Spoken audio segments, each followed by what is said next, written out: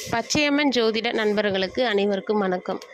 இன்று நாம் காணவிருக்கும் பதிவு என்னன்னு பார்த்தீங்கன்னா, ரிஷபராசி நம்ம எந்தெந்த தெய்வங்கள் வணங்கலாம் அப்படின்றத பார்க்க போகிறோம். இந்த ரிஷபராசியில் பார்த்தீங்கன்னா 3 நட்சத்திரங்கள் வரும்.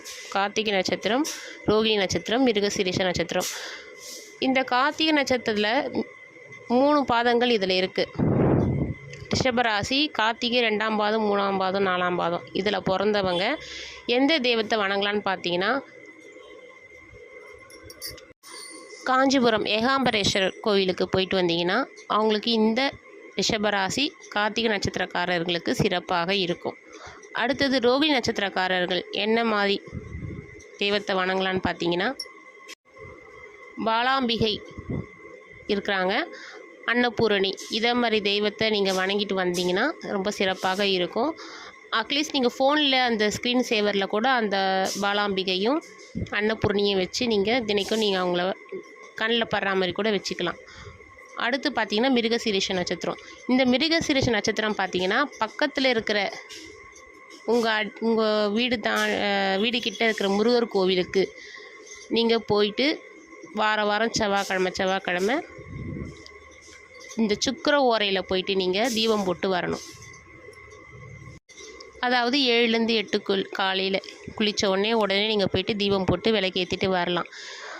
இந்த பொதுவாகவே இந்த ரிஷபராசிக்காரர்கள் 3 நட்சத்திரங்களும் சேர்ந்து எந்த மாதிரி தெய்வத்தை வணங்கலாம் அப்படின்னு பார்த்தீங்கன்னா, லக்ஷ்மி நரசிம்மர் அவரை போயிட்டு நீங்கள் வணங்கிட்டு வந்தீங்கன்னா இந்த ரிஷபராசிகளை பொறுத்த வரைக்கும் எப்பேற்பட்ட தடை தாமதம் எதுவாக இருந்தாலும் உங்களுக்கு சக்ஸஸை கொடுக்கும், வழி கொடுக்கும்.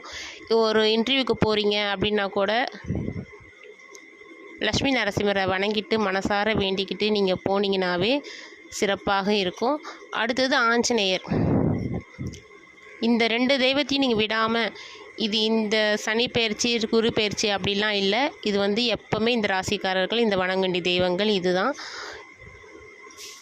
நீங்கள் இந்த கோவிலுக்கு போயிட்டு 9 முறை சுற்றிட்டு வரணும். நீங்கள் விளக்கு ஏற்றலை அப்படின்றத விட கண்டிப்பாக கோவிலை சுற்றி வலம் வர வேண்டும் 9 முறை.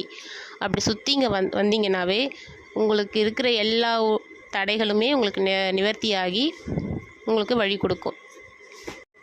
சனிக்கிழமை ஆஞ்சநேயர் கோவிலுக்கு போனீங்கன்னா கூட அவர்களுக்கு துளசி மாலையோ வெற்றிலை மாலையோ வாங்கி கொடுத்து கண்டிப்பாக நீங்கள் வலம் வர வேண்டும். இப்படி செய்து பாருங்கள். ஒரு 3 மாதம் 4 மாதம் நீங்கள் செஞ்சு பாருங்கள். உங்களுக்கான மாற்றத்தை நீங்களே உணர்வீங்க. அப்போ நீங்களே இதை எல்லோருக்கும் நீங்கள் சொல்வீங்க, இதை மாதிரி ராசிக்காரர்கள்லாம் செய்யுங்க அப்படின்ட்டு. இதை மனதார நம்பி செய்யணும். இது சொல்கிறாங்க செஞ்சு பார்ப்போன்றதெல்லாம் இல்லை. நீங்கள் உள்ளுணர்ந்து இது நடக்கும், சக்ஸஸ் ஆகும் அப்படி நம்ம நம்பணும்.